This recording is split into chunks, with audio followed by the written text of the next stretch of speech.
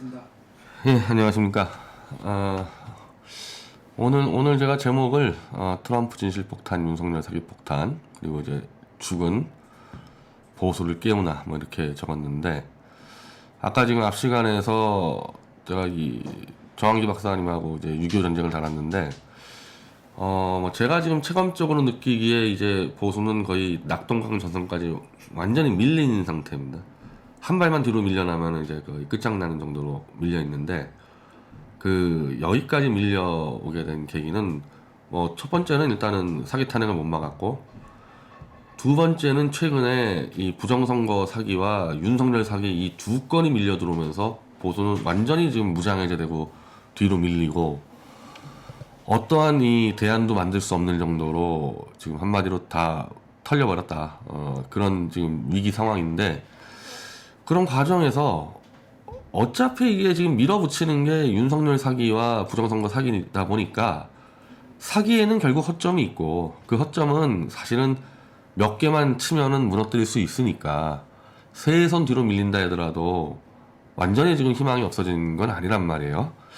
그래서 오늘은 그런 정도의 좀 희망이 좀 보일 듯한 뭐 그런 징조들을 제가 좀 설명을 드리고, 또 뭐 그 전에 앞서 말씀드리려면은, 어제 우리가 서울대학교에서 조국에게 호통치는 기자회견을 하면서 이제 끝나고 뭐 락TV, 삐딱선TV, 그리고 오영욱 대표 이렇게 점심하면서 이 트럼프 쪽의 이 대응을 보면, 본인이 진짜 사기 탄핵 때 태극기들과 한번 지키려고 진정으로 한번 싸워왔던 사람이면은 누가 뭐라 안 해도 트럼프 쪽 대응과 당시 우리 쪽 대응을 비교를 해서 왜 우리는 힘도 못 쓰고 그냥 무너져 버렸는지 그렇게 머리가 돌아가게 돼 있거든요. 근데 지금 태극기 들고 어쩌고 했던 그런 채널들이 이 트럼프 투쟁과 탄핵 무효 투쟁을 연결을 안 시킨다는 얘기는, 뭐 솔직히 그때부터 탄핵 무효 투쟁할 때부터 별로 진정성이 없었구나. 그냥 시장이 쓰니까, 마을장 쓰듯이 시장이 쓰니까 그냥 돈 벌려다 들어가다 보니까 돈 벌고 빠져나오고, 뭐 탄핵은 그냥 끝나는 거고 다음 장사할 아이템 찾아간 게 아닌가. 그것도 이제 일부가 아니라 꽤 많은 다수가. 그래서 어제 이런 얘기도 나왔죠. 탄핵 때 이제 주류는 광화문에서의 탕기구에 이제 정광용 쪽이 이제 한 거고, 거기서 이제 숟가락 대지 못한 사람들이 대부분 방심위로 몰려 들어왔는데, 그 방심위도 사실은 돗대기 시장이었다는 거거든요. 그 방심위 쪽에서 들어갔던 사람들이 락TV도 방심이 들어갔었고, 삐딱성도 방심이 들어갔었고, 안정권도 방심위부터 이제 또아리 틀고 온 거 아닙니까? 근데 제일 우스운 거는 방심위 투쟁 무대를 미디어체가 만들었거든요. 방심위 들어가서 왜 싸웠습니까? 저희가 JTBC의 태블릿 보도에 심각한 문제가 있다 해가지고 저희가 방심위에다가 제출해서, 근데 그 당시 방심위의 박효정 위원장, 박근혜 대통령이 임명한 박효정 위원장이 이걸 신속히 처리해야 되는데 이 사람이 도망을 가니까 방심위가 심의를 안 해버리니까 심의하라고 몰려든 거예요, 거기에. 근데 저는 그 당시 제가 이거를 넣고 제가 투쟁을 하는데, 방심위에 누가 들어와서 누가 돈을 벌고 있고 누가 막 설치는지를 제가 알지 못했어요. 저는 계속 이 방송 잘못된 거 잡아가지고 집어넣고 주로 김경재 총재 통해가지고 박효정 쪽을 압박을 넣었지, 그쪽 투쟁을 제가 전혀 모르거든요. 한마디로 그 투쟁 무대를 만들고 컨텐츠를 진 사람인 미디어워치와 관계없이 여러 세력이 끼어들어서 사실 장사를 했다. 그래서 실제로 방심위 투쟁도 결국 성과를 못 내고 탄핵이 끝난 다음에나 이제 심의가 들어가게 되는 그런 문제가 있었다는 거죠. 그러니까 이게 강력한 리더십으로 지금 체계적으로 트럼프처럼 대응을 못하고 그냥 다 흩어져가지고 각자 돈벌이하러 뛰었던, 계속 그때 생각을 자꾸 복기를 하게 됩니다, 저 같은 경우는.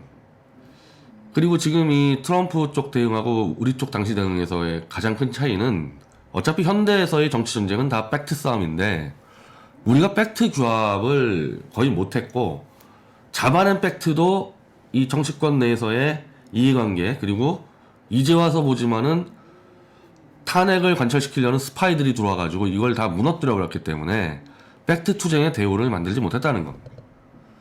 대표적으로 박근혜 대통령이 K재단, 미르재단이 만들어지는 과정조차도 몰랐다는 거를 아는 사람이 거의 없을 거예요. 지금 이 시간에도. 그때는 말할 것도 없고. 탄핵무효 투쟁했던 상당수의 사람도 그 당시는 박근혜 대통령이 K재단, 미르재단을 만드는데 최서원이 끼어들어서 해먹었다. 다 이렇게 알고 있잖아요.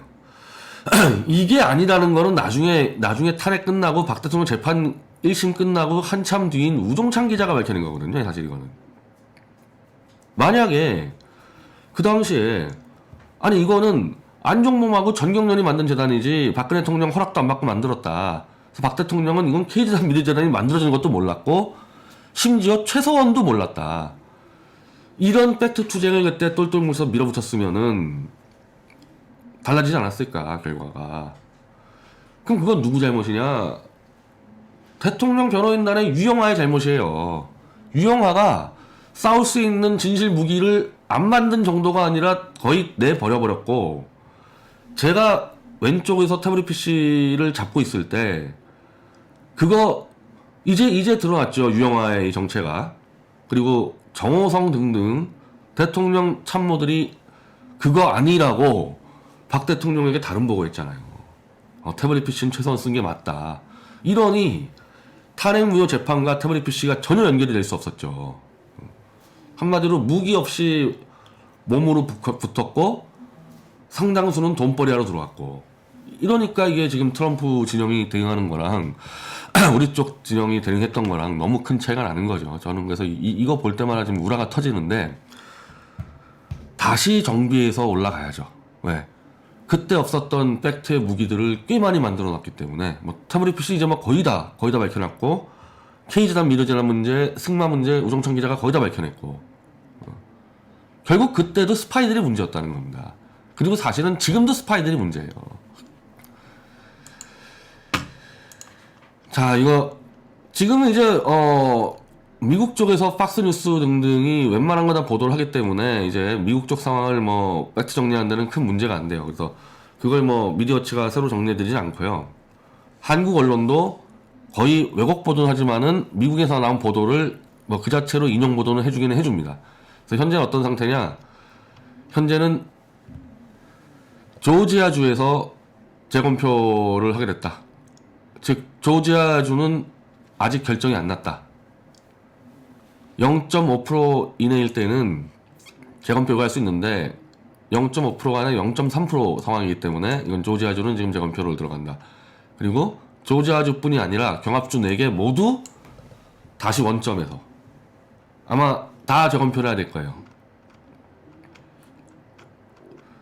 조지아, 애리조나, 노스캐롤라이나, 펜실베니아 등등 지금 4개 주가 지금 결정이 안 났다는 거예요. 그리고 네바다주도 지금 부정이 크게 걸렸기 때문에 네바다주도 아마 그래서 이거를 다시 정리하면은 현재 트럼프 대통령이 한 232개 정도 얻고 있고 바이든이 뭐 227개 정도 사실은 다 빼기 시작하면은 당선이 안 된 거예요. 당선 신문이 아닌 겁니다, 이거.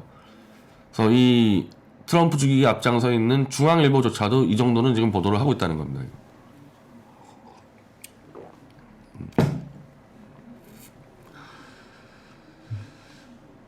그리고 여기서 이제 이 부정선거는 지금 이 증거들은 지금 너무 많이 터져 나와가지고 이게 이제 아마 다 법적으로 가면서 뭐 총괄적으로 정리하겠죠. 지금은 이제 막 수도 없이 터져 나오는 과정인데 오프라인 부정 이제 뭐 온라인 부정 뭐 다 터져 나오고 있습니다. 물론 지금 현재 당은 다 의혹 단계예요. 의혹 단계. 제가 말씀드린 거는 의혹 단계이긴 하지만은 의혹을 제기하고 한번 세를 규합해서 쌓아볼 만한 정도의 무기들을 만들었다는 거죠. 그리고 여기서 지금 또 하나 엄청난 변수가 하나 있는데, 조지아주에서 상원선거가, 조지아주는 이른바 결선투표 통해가지고 과반투표자를 내야지만 상원을 하도록 돼 있는데, 그건 다른 주는 그런 게 없어요. 조지아주만 그래서 지금 문제가 되는 건데, 이번에 상원선거에서 그 누구도 과반투표 못했기 때문에 1월 3일인가 이제 결선투표가 들어갑니다. 조지아주에서 상원이 2석이 남았는데, 현재 상원은 공화당이 50석 확보, 그리고 민주당이 48석 확보예요. 그럼 조지아주 2석이 남았는데, 원래 조지아주는 원래 공화당 겁니다. 이 1월 3일 조지아주의 결선 투표가 어떻게 보면은 대선을 거의 다시 치르는 정도의 지금 민주당 공화당이 총력전, 한마디로 상원 선거의 결선 투표 정도가 아니라 대통령 선거의 결선 투표 정도로 지금 총력전을 기울이고 있다. 그리고 원래는 어쨌든 현재로서는 언론에 의해서 졌다고 얘기되는 트럼프 대통령이 이 조지아주 선거에 분명히 이 참전을 해서 아마 조지아주에서 그냥 선거운동을 해집고 다니면서 현재로서는 조지아주에서 결선투표 들어가면은 공화당 트럼프 대통령 쪽이 굉장히 유리한 분위기가 되고 있거든요. 원래 앞서 있는 데고 지금 이 열받은 공화당 당원들 보수주자들이 조지아주에서 총력전을 펼쳐버릴 텐데 거기서 일단 정치적으로 한번 엎을 수 있는 기회가 있다는 거죠. 조지아주 선거에서. 그리고 그렇게 되면은 공화당이 52, 민주당이 48로 상원을 지키게 되고 하원은 오히려 지금보다 더 격차를 줄여놨고요. 민주당하고 이제 이 공화당 이 선거가. 그러면 어쨌든 상원 선거하고 하원 선거를 트럼프 쪽이 이기게 되는 겁니다. 그래서 저는 꼭 이게 어떤 법원의 결정 과정을 통해서 선거 결과가 트럼프 대통령이 이기는 거로 나오지 않더라도 충분히 바이든 정권을 견제하고 미국의 보수주자들이 다시 세력화해서 승부를 걸 수 있을 정도로 자기 이 이른바 대오, 자기 승부를 걸 수 있는 대오를 완전히 확보했다는 거고, 그거는 지금 미국의 친문 좌익 매체도 인정을 하는 거예요. 그래서 지금 미국 친문 좌익 매체는 어떻게 얘기하냐면은 트럼프의 이번에 진실투쟁은 이번에 이기려는 게 아니라 4년 뒤를 지금 기약하고 있다. 4년 뒤. 4년 뒤에는 트럼프 대통령이 나이가 뭐 78인데 뭐 지금 바이든하고 비슷하기 때문에 나이상으로 문제가 없거든요. 그렇게 되면 어떻게 되냐? 함부로 바이든 쪽으로 줄을 못 쓰는 거죠. 미국의 정부기관들이 물론 트럼프 대통령이 구성한 행정부지만은 뭐 거기 공무원들도 많고 민주당 세력도 많으니까 바이든 쪽으로 지금 줄을 쓰도록 그렇게 언론이 협박을 해도 트럼프 세력이 버티고 있기 때문에 줄을 못 갈아타게 되는 지금. 우리는 그때 반대였죠. 우리는 언론이 융단폭격 내리면서 박 대통령 지지율이 5% 이하로 추락을 해버리면서 실제로 싹 다 많이 갈아타는, 대표적으로 방통심이 박 대통령이 임명한 방통심이 박효정부터 말을 갈아타버리는 사태가 벌어졌기 때문에 싸움이 안 됐던 거거든요. 지금은 트럼프 대통령 쪽은 그런 건 없다는 겁니다. 레임덕 현상이 거의 일어나지 않고 있어요. 그 지금 줄리아니 변호사가 최소 3, 4개 혹은 10개 주에서 선거를 도전맞았고 50명이 넘는 증인, 50명이라는 건 뭐 우체국 증인, 선관위 증인 등등 확보했고 45만 개의 우편 투표 용지 잘못된 이걸 다 확보했다. 현재까지. 그냥 CNN, 뉴욕타임즈가 뭐 난리가 났죠. 막 또 여론 선동하고 그러는데 그래 봐야 법원으로 가는 거는 확정된 거죠. 법원에서 어떤 결과가 나오냐의 문제가 있는 거지. 그리고 오늘 이 트럼프 대통령이 트위터에 지금까지는 우편 투표 부분하고 뭐 소인을 뭐 3일자로 조작해서 찍었니, 대량의 무슨 사망자 투표가 뭐 3만 명 나왔니, 뭐 이런 것들이에요. 오프라인 증거들이에요. 근데 오늘은 이제 트럼프 대통령이 본인이 직접 소프트웨어 조작 문제를 거론했습니다. 이 중국산 소프트웨어 도미니언 이 게임인데 이 트럼프 대통령이 우리의 선거를 뒤바꿔버린 도미니언 소프트에 대해서 우리는 알고 있다. 이렇게 툭 던져놨습니다. 트위터로. 요거를 이제 한국에서 번역된 기사가 있는데, 일단 요 도미니언 이 소프트웨어가 요거를 쓴 데에서 미시건주에서 한 개 카운터에서 트럼프 표 6,000장이 바이든 표로 집계된 것으로 드러났다. 이건 드러난 거예요. 이건 드러난 겁니다. 이제 드러난 걸 이제 수정을 한 거죠. 근데 그럼 이게 미시간주 카운티 하나의 뿐이냐? 이게 하나뿐이냐 이거예요. 이 소프트웨어를 펜실베니아를 포함한 30개 주에서 사용됐는데 이게 지금 미시간주의 한 개 카운트에서만 잡혀서 그렇지 이게 이거 하나겠냐. 특히 미시건 49개의 카운티 중 최종 47개 카운티에서 이 소프트웨어를 사용했는데, 그러면은 최소 3만 표가량이 조작될 가능성도 있다. 저는 근데 이거를 한번 좀 알아봤으면 좋겠는데, 근데 사실은 한국에서의 이 선거 개표 과정도 언론인이라고 해서 다 아는 게 아니거든요. 이번에 꽤 많이, 저도 처음 아는 것들이 많아요. 이번에 부정선거 사기꾼들 때문에 한국에서 이 투표 분류지와 참가인들이 어떻게 개표를 하는지를 저도 이번에 처음 알았단 말이에요, 한국 거를.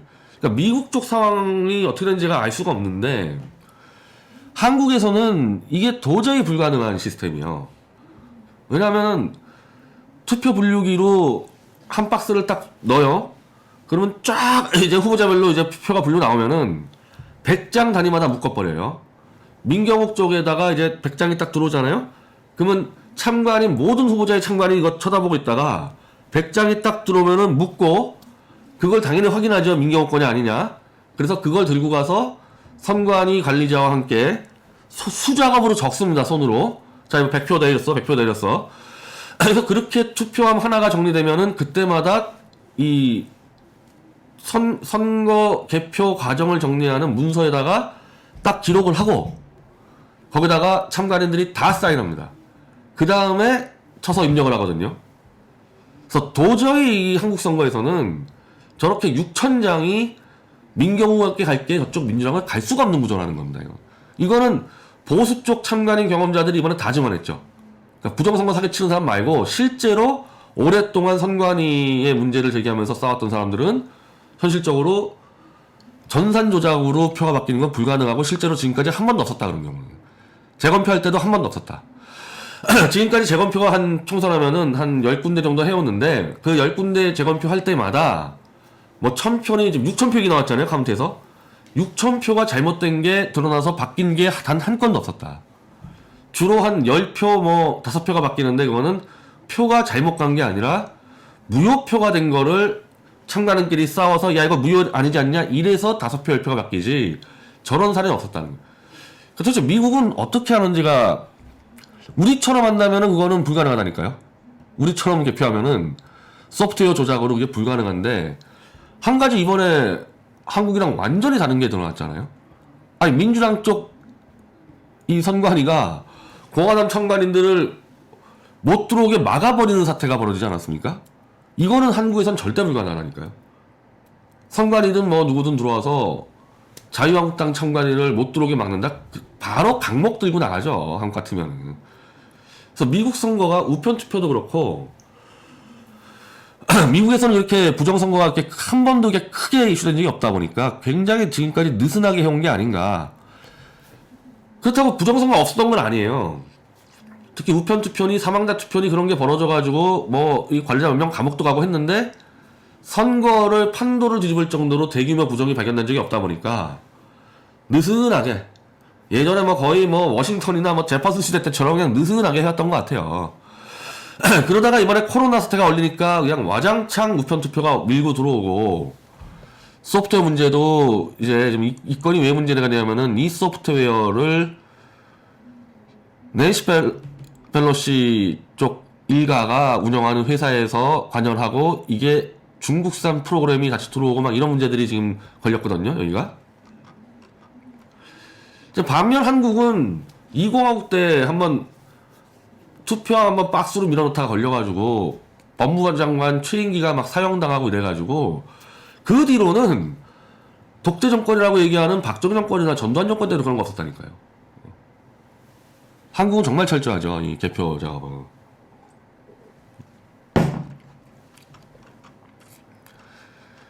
그래서 지금 현재 미국은 부정선거를 할 수 있는 모든 수단이 지금 다 동원됐다 그러고, 문제 제기할 수 있는 증거들을 지금 다 거의 확보하고 있다는 겁니다.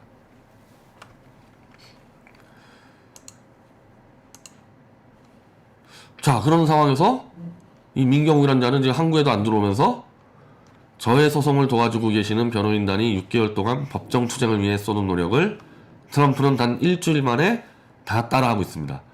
저작권을 요청해야 하겠다고 또 사기를 치고 있습니다. 나 이 변호인단 다 알거든요, 내가 누군지?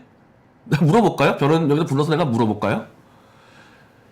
민경욱 재판에서 지금 변호인단이 주장하는 바와 트럼프 쪽이 얘기하는 증거와 똑같은 거 하나라도 가져와 보세요.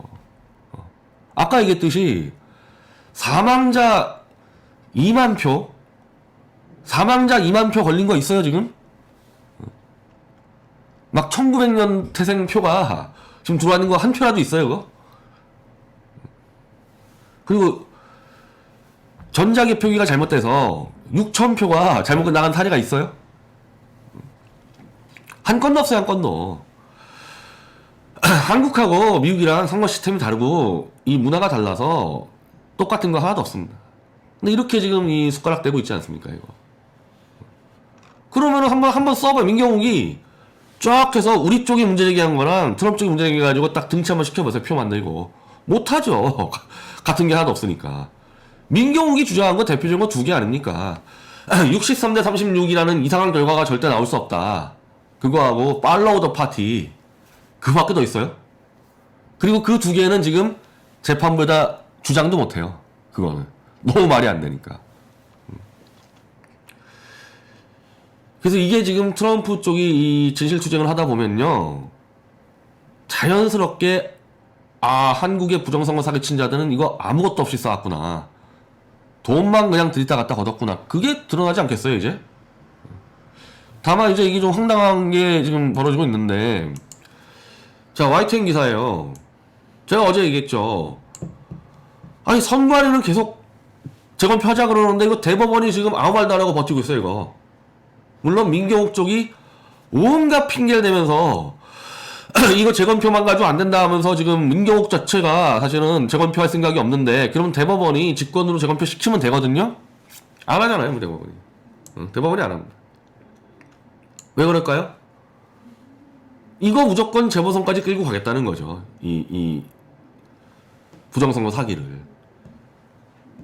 이러면 이거 아주 골치 아파지는 거, 이거 이렇게 되면은 엄청 골치 아파지는 게, 밑바닥부터, 사전선거부터 해가지고 지금 총동원해서 이제 문재인 심판하자 해가지고 막 투표하기 운동을 해야 되는데, 보수의 상당수가, 나는 이거 민경욱이랑 가세현 제외하고도 지금 부정선거 얘기하는 사람 있지 않습니까? 저는 김종인이 주도하는 재보선 선거는 좀 아무 관심 없어요. 근데 지금 재보선을 준비하겠다는 사람들 있잖아요. 그럼 이 부정선거 사기 어떻게 할 거예요?